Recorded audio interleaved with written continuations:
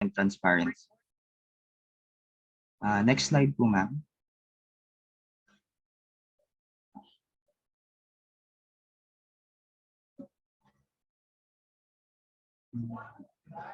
So for the outline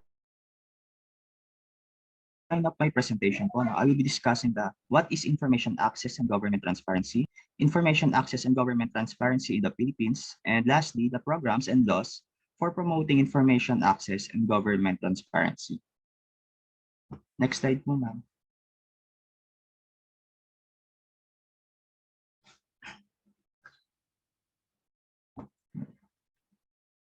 According to the OECD, ang karapatan sa pag-access sa pampublikong impormasyon ay mahalagang parte ng isang transparent na gobyerno. It will enable the citizens to participate in the government, helps combat corruption, and also ito ay makakatulong sa pagpapaunlad ng ating ekonomiya. According naman sa ating social protection human rights, transparency, accountability, and reliability have become universally recognized key operational principles for the good governance of public administration. In effect, transparency and access to information are essential components of a right-based social protection system. To effectively guarantee transparency, information should be available, accessible, and disseminated among the population. In particular, transparency and access to information are crucial in ensuring access and participation and can contribute to reducing or preventing corruption, clientelism, and inefficiency. Transparency thus goes hand in hand with accountability. If right holders are unaware of government rules and indeed are not able to observe the implementation of social protection programs in accordance with those rules, their ability to recognize violations and voice objections will be constrained. Furthermore, lack of transparency may impede the dissemination of information about results and undermine public support for continued and/or increased investment in social protection programs. Next slide po, ma'am.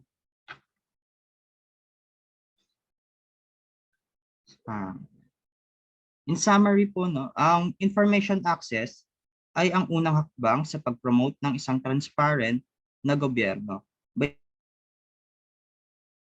being transparent in everything we do, it will encourage being accountable and it will promote public participation in our government, which is the spirit of a democracy. Thus will all lead to a good governance.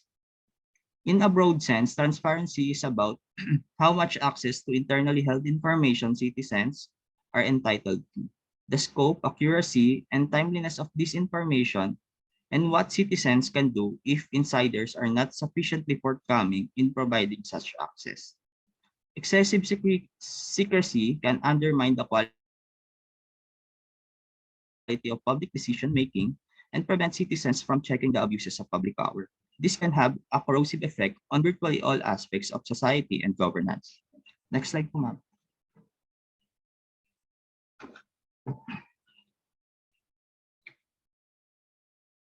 Yeah. So what are the benefits of transparency? Number one, democracy, accountability, and participation. The absence of or inaccessibility to information often creates a sense of disempowerment, mistrust, and frustration.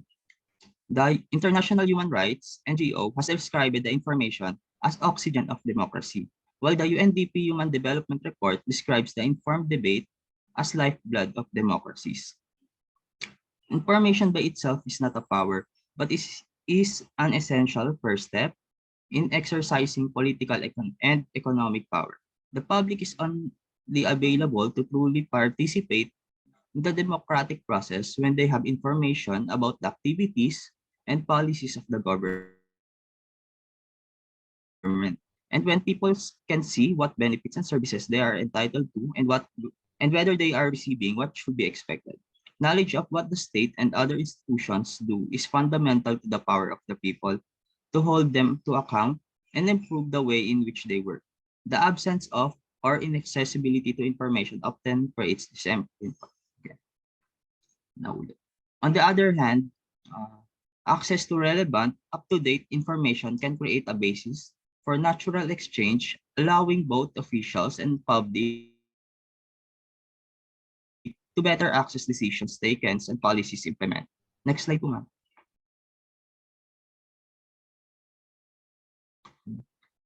Another benefit of transparency is good governance. Transparency is also inextricably linked to governance. One definition of each is a way of implementing policies through cooperation, whereby representatives of the government, market, and civil society participate in the mixed public and private networks. Transparency is an important principle of good governance, since a degree of clarity and openness about how decisions are taken can help to build the capacity of the poor or marginalized to play a role in policy formulation and implementation, to influence these decisions that affect their lives, and to encourage decisions and policymakers to exercise their power for the greater good. Next slide po.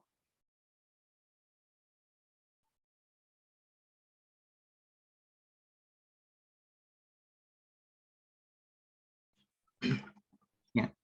Increase efficiency and effectiveness. Greater transparency can also bring benefits to the government themselves, directly or indirectly. Therefore, transparency is also considered to be key component of public policy and efficiency.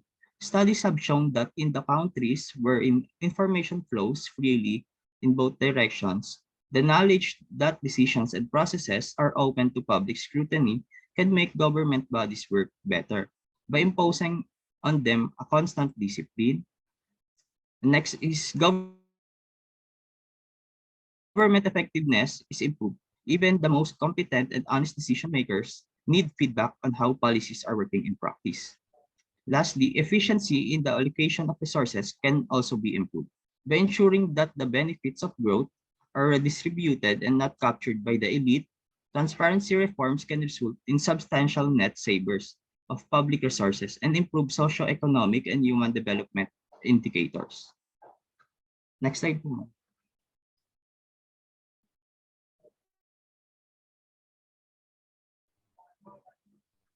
Lastly, a weapon against corruption. As noted in Transparency International Global Corruption Report of 2003, information is perhaps the most important weapon against corruption. Having access to information plays a key role in efforts to curb corruption and controls its impact, since free and guaranteed access to information enables citizens, the media, and the law enforcement agencies to use official records as mean to uncover cases of corruption and maladministration. Increasing transparency increases the risk of detection of corrupt practices, and this can act as deterrent to the future corruption. This finds formal expression in the 2005 UN Convention Against Corruption. So far, 140 countries around the globe have signed, and 95 nations have ratified the document, which calls upon all state parties to ensure public transparency, generally, openness in relation to civil servants, and funding for electoral candidates, and transparency in public procurement and finances. Such measures aims to promote the prevention, detection, and sanctioning of corruption. Next slide.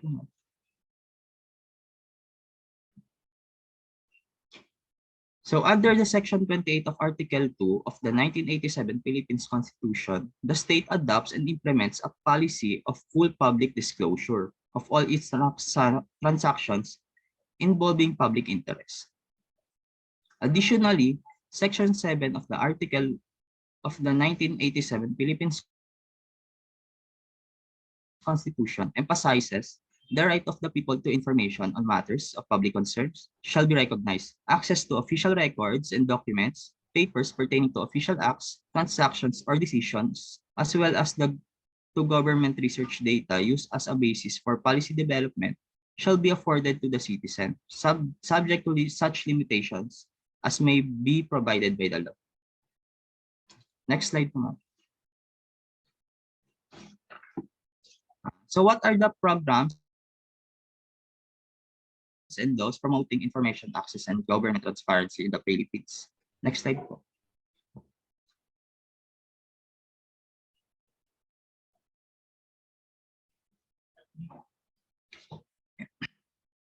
Firstly is the Philippine Transparency Seal. In every government site po, makikita po natin ito. Under the National Budget Circular 542 issued by the Department of Budget and Management, it reiterates compliance with the Section 93 of the GAA FY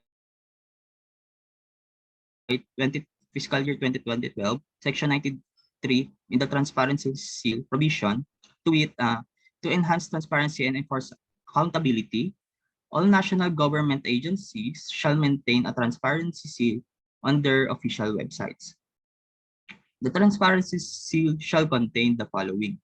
Number one, the agency mandates and functions, name of the officials and contact information, annual reports, and then respective approved budgets and corresponding targets, major programs and projects, and lastly, programs and projects beneficiaries as identified in the applicable special provisions and status of the implementations. Transparency seal is prominently displayed on the main page of the website of a particular government agency. It is a certificate that it has complied with the requirements of Section 93. This seal links to a page within the agency website which contains an index of downloadable items of each of the above-mentioned documents. For its symbolism, a pearl buried inside a tightly shut shell is practically worthless.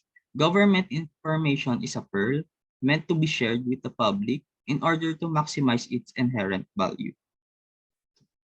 Next slide po.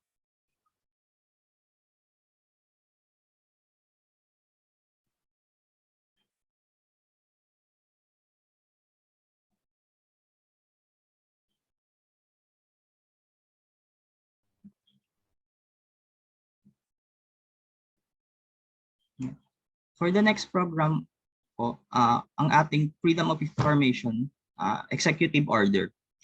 Executive Order number 2 of 2016 is enabling order for FOI.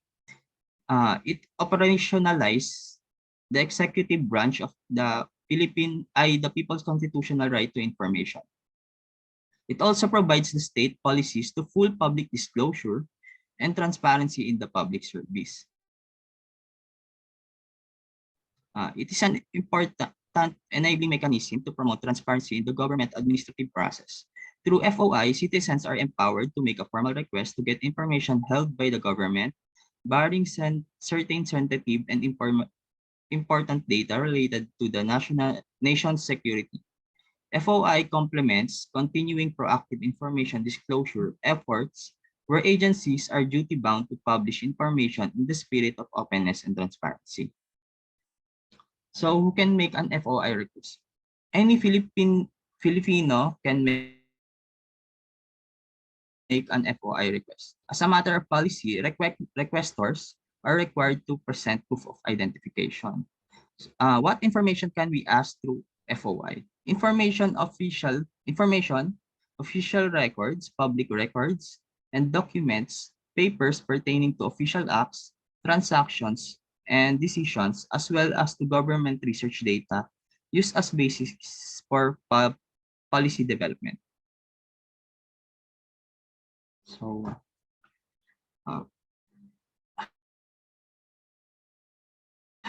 how do we make an FOI request po? No? The portal can be accessed through foi.gov.ph, where you can submit requests and check the inventory of the previous requests. Next is the full disclosure policy issued by the DILG.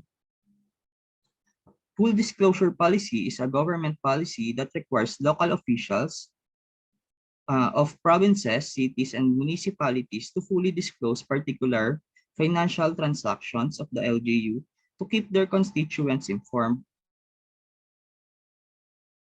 of how the LGU budget is managed, disbursed, and used. The FDP portal enables the public to view, download, and print LGU financial documents. Next slide.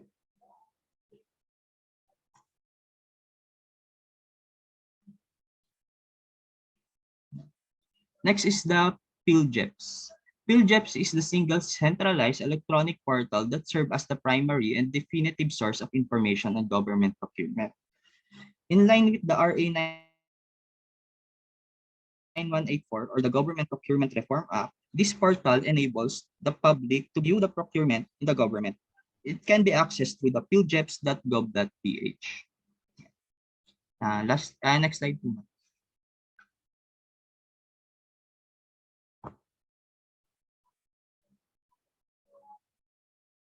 Yan.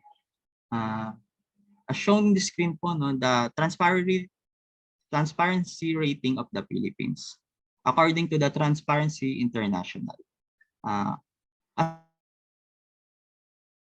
as of 2021, we are 117 over 180 rank.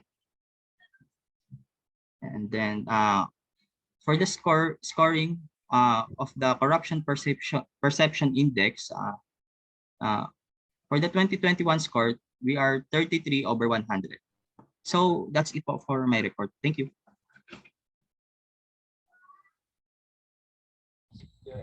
Okay, so thank you very much, of course. Again, we need to understand that as of today, no, we could able to consider this information divide within our country. Okay.